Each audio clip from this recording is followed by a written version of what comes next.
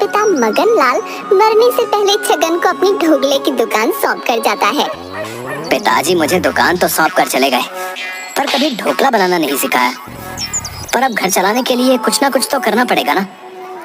एक काम करता हूँ, छोटू को ढोकले बनाने के लिए यहीं छोड़ देता हूँ और मैं घर जाकर थोड़ी देर पबजी खेलूंगा। ए छोटू, इधर आ। हाँ छोटे मालिक, बोलिए। एक काम कर, जल्दी से ढोकले बना दे। सुबह सुबह कोई ना कोई ग्राहक तो आएगा ही आएगा। सरकार, ढोकले तो अब आपको ही बनाने पड़ेंगे। मैं बताना भूल गया, लेकिन मुझे आज ही गांव जाना पड़ेगा, बहुत जरूरी काम है। अरे पर कम से कम मुझे ये तो बता दे कि ढोकला बनाते कैसे हैं। फिर छोटू छगन को ढोकले बनाना बताकर गांव के लिए निकल जाता है। छगन ढोकले बना लेता है। तभी दुकान पर एक ग्राहक आता है। अरे छगन भाई, एक प्लेट ढोकला लगाना। अरे बिल्कुल, क्यों नहीं, बैठो बैठो। अरे भाई, आज तो काफी दिनों के बाद तुम्हारी दुकान के ढोकले खाऊंगा। हाँ। छगन उस आदमी को ढोकले की प्लेट देता है। आदमी एक ढोकला मुंह में रखता है और बहुत खराब मुंह बना लेता है और छगन के मुंह पर ही ढोकला थूक देता है। भाई ये क्या बदतमीजी है, ढोकला खाना ही नहीं था तो बनवाया क्यों? मैं तुम्हारे लिए फोकट में बैठा हूँ। अरे भाई, एक ढोकला खुद चख कर देखो और फिर मुझे दोष देना।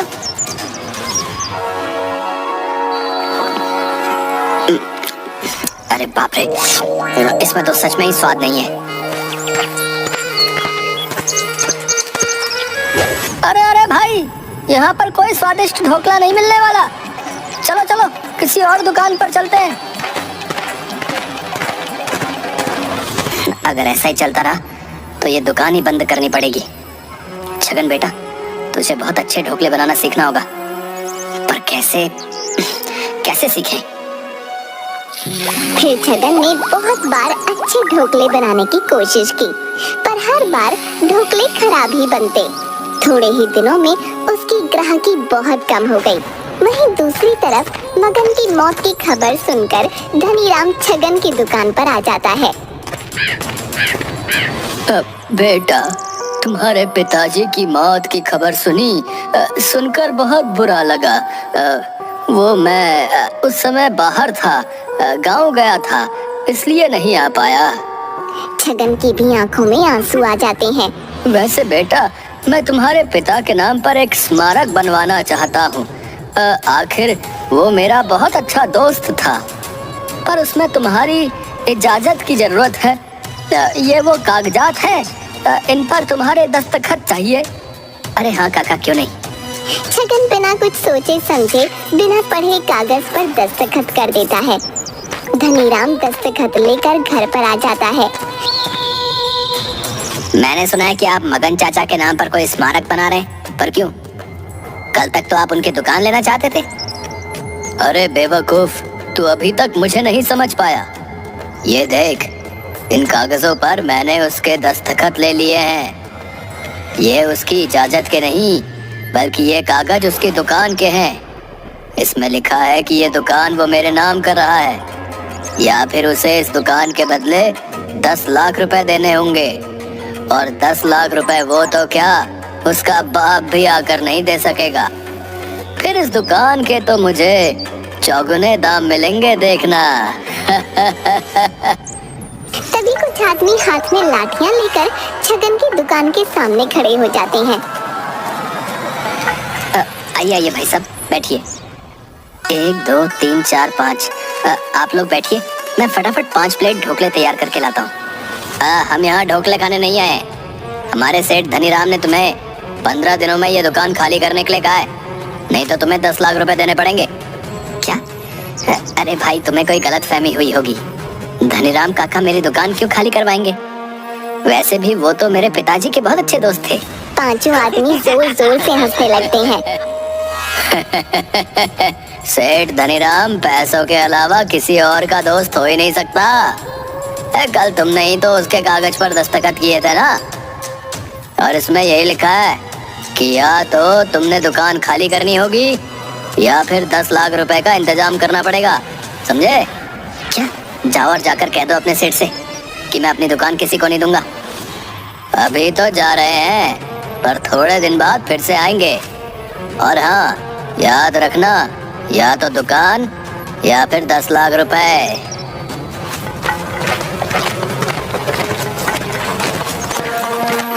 परेशान छगन रात को वहीं दुकान पर ही सो जाता है। ऊपर छगन के दादाजी ये सब होता देख रहे होते हैं। ये लड़का तो मेरा नाम मिट्टी में मिला देगा। अब मुझे ही कुछ करना पड़ेगा, पर क्या करूं? फिर छगन के दादाजी छगनलाल यमराज जी के पास जाते हैं। क्या हुआ छगनलाल, बड़े परेशान लग रहे हो? मैं परेशान ना हूं तो क्या करूं? उधर पृथ्वी पर मेरा पोता, उसे ढोकले का ढा भी नहीं आता, और वो धनीराम वो हमारी दुकान हड़प कर बैठा है। अब आप ही बताइए, परेशान ना हो तो और क्या करूं? तो मैं तुम्हारी क्या मदद कर सकता हूं? ज्यादा कुछ नहीं, बस आप मुझे थोड़े दिन के लिए नीचे जाने की इजाजत दे दो। मैं काम खत्म करके तुरंत आ जाऊंगा। पर ये तो नियम के विरुद्ध है, मैं तुम्हें नीचे नहीं भेज सकता। क्या? ये नियम के विरुद्ध है? और जो आप छुप छुप कर स्वर्ग की अप्सराओं से मिलने जाते हो, आप अभी रुकिए, मैं अभी देवी धूमरोना को आपकी सारी करतूतों के बारे में बताता हूँ। अरे अरे, तुम तो बुरा मान गए छगनलाल, वो तो मैं बस ऐसे ही मजाक कर रहा था। अच्छा, तो इजाजत देते हो कि नहीं? नहीं तो मैं अभी सब कुछ पता कर चला जाऊंगा। ठीक है, चले जाओ, पर हाँ, जैसे ही तुम अपनी दुकान बचा लोगे, मैं तुम्हें फिर से ऊपर बुला लूंगा। ठीक है। फिर पृथ्वी पर अचानक से बहुत तेज हवा चलने के साथ साथ बारिश भी होने लगती है। छगन सो रहा था, तभी बारिश की बूंदें उसके मुंह पर गिरती हैं। उसकी नींद खुल जाती है। जैसे ही वो आँख खोलता है, उसे बहुत तेज रोशनी दिखाई पड़ती है और उसके दादाजी की तस्वीर का हार टूटकर नीचे गिर जाता है। ये क्या है? फिर वो उस रोशनी के पास जाता है तो उसे एक आदमी उसके दादा की कुर्सी पर बैठा दिखाई देता है। छगन और भी डर जाता है और डरते हुए उसके कंधे पर हाथ रखता है। अरे भाई, कौन हो तुम? और दुकान का दरवाजा तो बंद था, तो तुम यहाँ कैसे आए? छगन के दादा छगन की तरफ मुंह घुमाते हैं और जोर से हंसने लगते हैं। दादाजी, आप नहीं, मैं कोई सपना देख रहा हूँ। फिर छगन के दादा उसके गाल पर जोर से थप्पड़ मारते हैं। कोई सपना नहीं देख रहा है, मैं सच में तेरे सामने खड़ा हूँ। क्या? आप? पर ये कैसे हो सकता है? आपको तो मरे हुए 25 साल हो गए और आप यहाँ? अरे बेवकूफ, मुझे यहाँ तेरी ही बेवकूफी की वजह से आना पड़ा। मैंने तेरा नाम बड़े नाज से अपने नाम पर रखा ताकि तू मेरा नाम रोशन कर सके, पर तू तो अभी तक अच्छे ढोकले बनाना नहीं सीख पाया।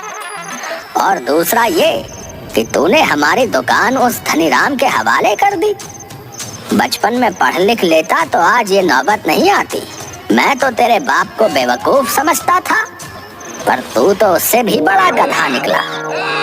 हाँ दद्दू, मुझे भी थोड़ी देर पहले इस बात का एहसास हुआ, पर उसने मुझे उसकी बातों में इस तरह फंसाया कि मैं समझ ही नहीं पाया कि वो मुझे धोखा दे रहा है। और अब उसने मुझे 15 दिन का समय दिया है। अब आप ही बताइए कि 15 दिन में मैं उसे 10 लाख रुपए कहाँ से ला कर दूं? और मैंने तो सुना है कि उसने और भी किसानों की जमीनें और दुकानें जब्त की हैं और वो किसी शहर के बड़े व्यापारी को बेचकर यहाँ पर बहुत बड़ा मॉल बनाने की फिराक में है।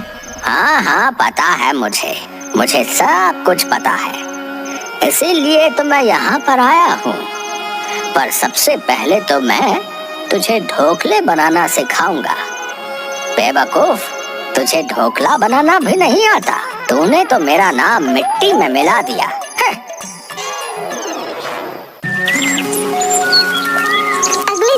छगनलाल अपने जादू से ढोकले बना देता है। उनकी दुकान के सामने से एक बूढ़ा आदमी गुजरता है और खुशबू सूंघकर दुकान पर रुक जाता है।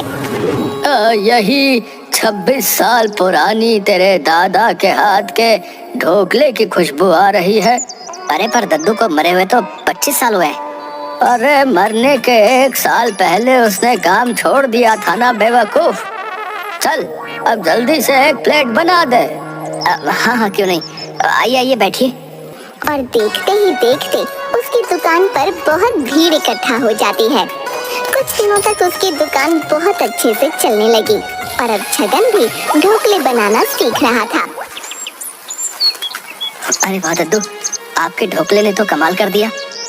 कुछ ही दिन में मेरी बहुत अच्छी खासी कमाई होने लग गई।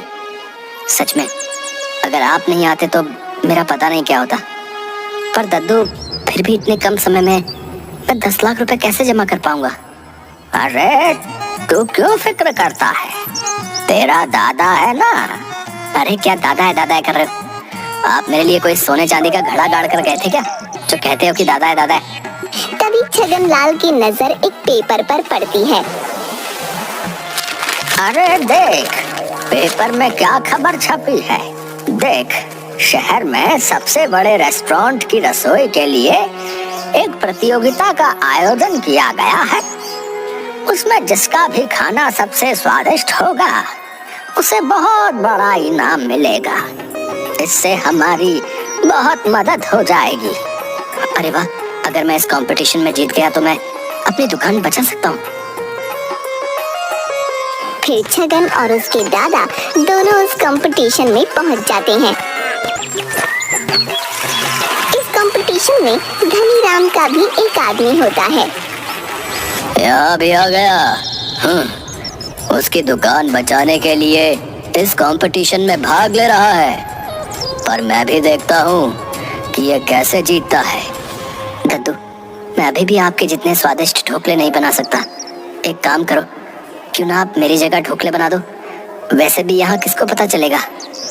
नहीं, मैं ये नहीं करूँगा। कंपटीशन में भाग तूने लिया है और वैसे भी मैं यहाँ तेरी मदद करने आया हूँ। तेरी जगह ढोकले बनाने नहीं, तो ढोकले तो तुझे ही बनाने पड़ेंगे। और वैसे भी तू इतने खराब ढोकले भी नहीं बनाता। अब तो काफी सीख चुका है। फिर छगन ढोकले बना देता है। दद्दू आप यही है ना, मैं पानी पी कर आता हूँ। मौका देखकर धनीराम का आदमी छगन के ढोकले में छिपकली डाल देता है और फिर से अपने स्टॉल पर चला जाता है। छगनलाल ये सब देख रहा था। अच्छा बेटा धनीराम, अब तुम मेरे पोते के ढोकले खराब करने की फिराक में हो तो रुक, मैं तुझे अभी बताता हूँ। फिर छगनलाल वो छिपकली उठाकर धनीराम के आदमी के खाने में रख देता है और किसी को पता भी नहीं चलता। जैसे ही कंपटीशन के जज खाना चखने जाते हैं तो सब डर जाते हैं और उसे कंपटीशन से बाहर निकाल देते हैं।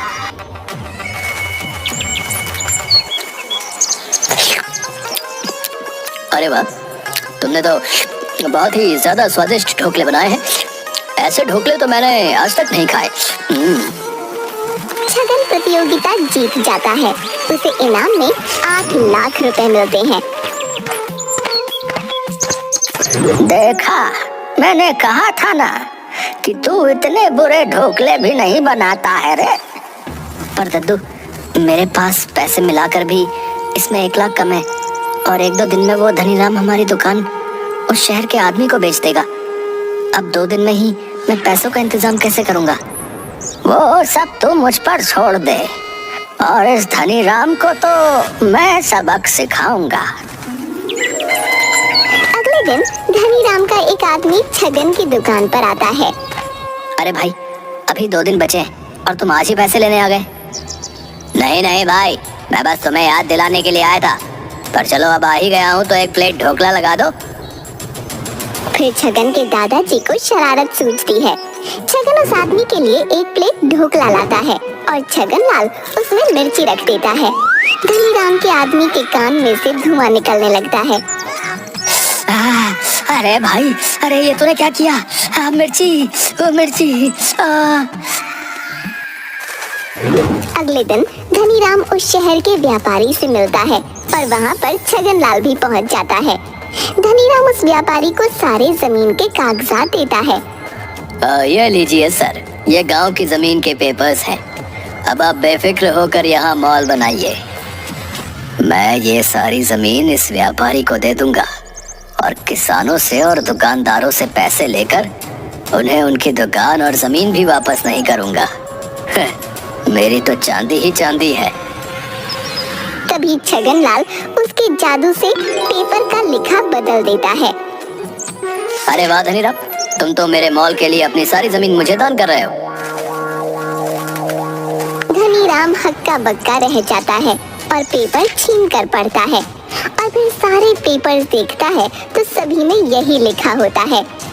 छगनलाल अपने जादू से सभी पेपर्स में ऐसा ही लिख देता है।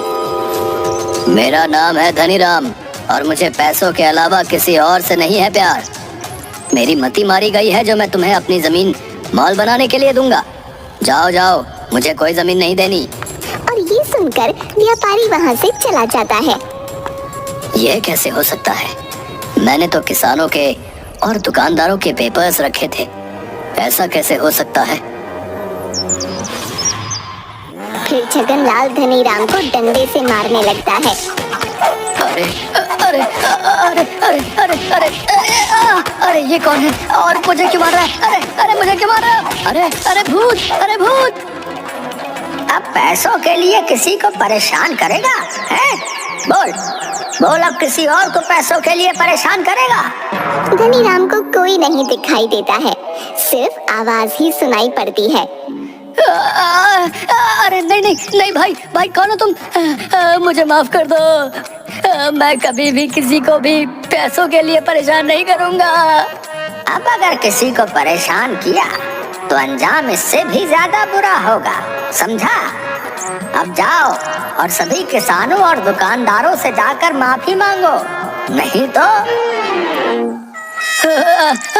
अरे माफी, मैं सभी के पैर पड़ूंगा, पर मुझे जाने दो। वहीं दूसरी तरफ छगन पैसों के लिए परेशान रहता है। अरे छगन, क्या हुआ? दादू, आज आखिरी दिन है और अभी तक पैसे जमा नहीं हुए। अब हमें हमारी दुकान उस धनीराम के हवाले करनी पड़ेगी। तभी धनीराम छगन की दुकान पर अधमरी हालत में आता है। अरे धनीराम, तुम्हारी ये हालत किसने की? अरे भाई, मुझे माफ कर दो। मैं लालच में अंधा हो गया था।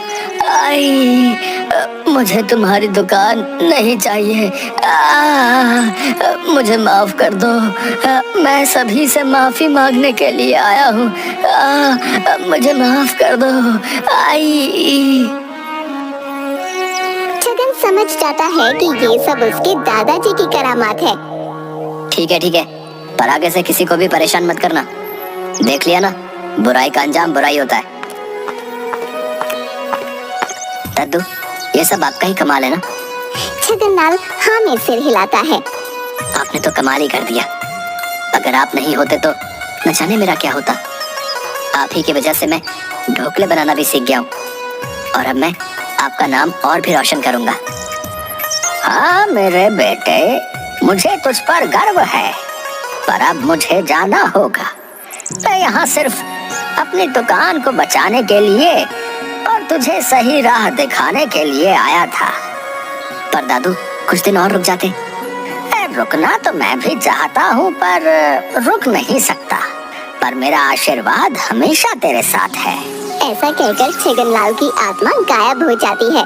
उसके बाद से धनीराम किसी को भी परेशान नहीं करता और छगन भी अपनी ढोकले की दुकान बहुत अच्छे से संभालने लगता है।